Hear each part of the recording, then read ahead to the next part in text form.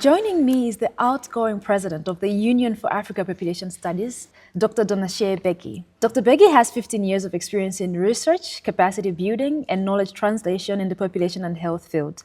His research areas include adolescent health, particularly reproductive health, urban health, migration, and urbanization. Welcome to the conversation, Dr. Beguy. Thank you. So it is public knowledge that Africa is experiencing a demographic dividend, and efforts are underway to tap into this Africa's very youthful population. Now, statistics say by 2051, Africa is expected to reach a ratio of 1.7 to 1 working age group to dependents, so almost 2 to 1. And I think this aligns with the theme of this year's conference, this year's 9th African Population Conference. And the theme is leveraging Africa's human capital to achieve transformation in a world of uncertainty. So I know you have a lot of experience in research, and I want to know, based on your research in urban health and demographic dynamics, what are the key strategies Africa should adopt to effectively leverage its human capital for sustainable development? Thank you. I think that we need to look at issues of, education and skills, employment and entrepreneurship. There's also health and well-being. At the heart of it also is also governance. For Africa, you need to look at issues of governance. One key element is education, quality education, women's empowerment. That's at the heart of it. You need to educate the girls. You need to ensure that they spend enough time in schools and get quality education that will help them, that will keep them out of early marriage, for example. Yes. That will help them improve their job prospects. And there is a ripple effect in terms of taking care of their family. So you will also improve the child sexual and reproductive health outcomes that way. Okay, a youthful population that needs upskilling, preparation from the job market. All right. So you have conducted significant research on urban health and migration, particularly in informal settlements. I want to know, what are some of the main challenges and opportunities that you have identified in improving specifically health outcomes in urban areas? So it's often said that the battle for sustainable development will be won or lost in cities.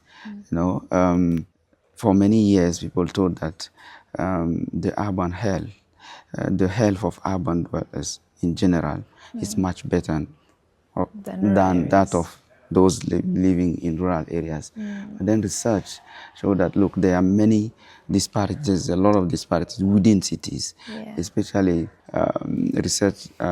there is research evidence showing that people living in slum settlements, for example, have worse health outcomes than those even living sometimes in rural areas. Children living in slums are more likely to die before their 5th birthday, for example, than children living in rural areas in some cases. So we need to ensure that, and as the numbers of people living in slum areas increase, it means our development indicators in urban areas will always be, taken down by this increasing chunk of the population. So we need to look at and reduce the disparities. It is target those slum areas. How, for example, you ensure the government invests more in those areas to ensure that those living in informal settlement access the same kind of service, health services, for example. So I think and at the same time, cities also offer opportunities. These days, Nairobi is a city full of young people with IT skills, and how can we, why don't we take advantage of that to ensure that, targeted investment to help them, show their skill, to help them, get out of poverty. Now, you speak of something that was very interesting. When we think of health in cities, we're thinking these people are already privileged. And you spoke of slums, and a lot of the bigger populations are there. So I think when we're targeting our health policies and initiatives, we're going to the rural areas and we're leaving out this because we think the cities are already privileged. I think that was really interesting. So migration and urbanization are central themes to your work. How do you think these factors influence population health, and what policies can be implemented maybe to address the health needs of migrant populations, especially in these African cities? So again, the migrants flocking in cities in general end up living in those Informal in the settlements. informal settlements. You need to ensure that the policies that are put in place, government need to ensure, or maybe local authorities, there is a specific There's investment, intentional, yeah. intention in those areas. The migrants also end up living in not having enough job prospects, for example. Yes. They have poor working conditions, for example, and sometimes it also affects their health. Yes, Yeah, absolutely. yeah. It So has to. that also needs to be looked into. Yeah. For example, they can have specific strategies that will prevent exploitation. For example, it's important that governments, either at the local or national level, ensure that those who are living in those areas, their health is also taken care of, as part of the global population, the urban population or the national population in general. Yeah, the yeah. young people. And when we speak of adolescent health, particularly their reproductive health, I know this is a critical area of your research. So what interventions have you found to be most effective in addressing the reproductive health needs of adolescents in African urban settings?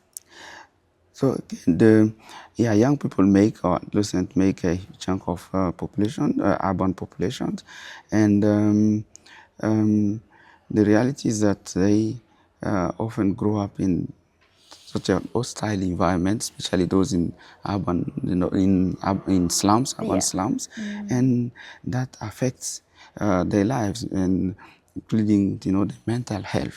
Yes. And what we found is that we need to interventions that are designed need to take a sort of multi-sectoral approach. You need to, in those interventions, need to address the underlying causes of the health conditions. Look at education, poverty, gender-based violence, for example. You need to look at those interventions. So, those for example, intersections.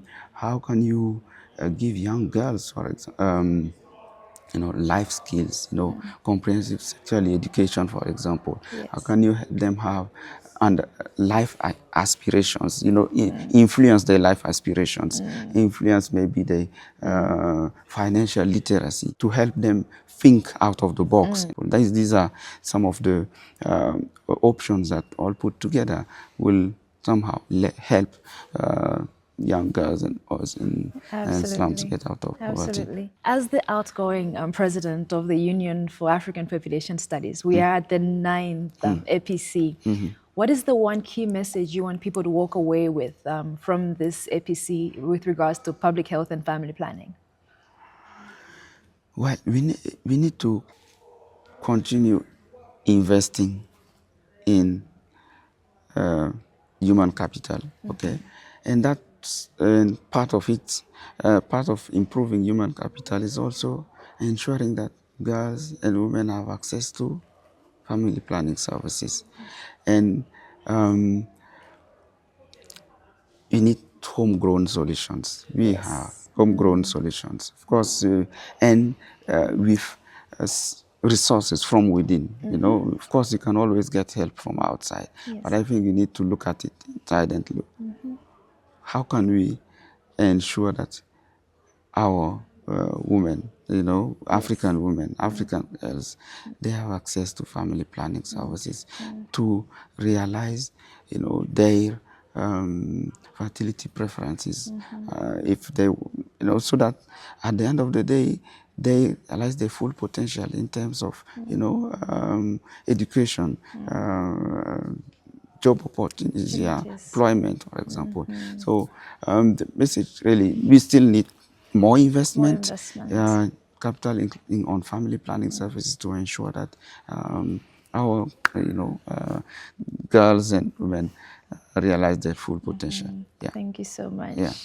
Homegrown solutions, continued investment. That was Dr. Beguy, the outgoing president of the Union for African Population Studies, sharing his insights on what works, in what context, and why. You were with me, Nthanda Manduwe, FPNN host. Thank you.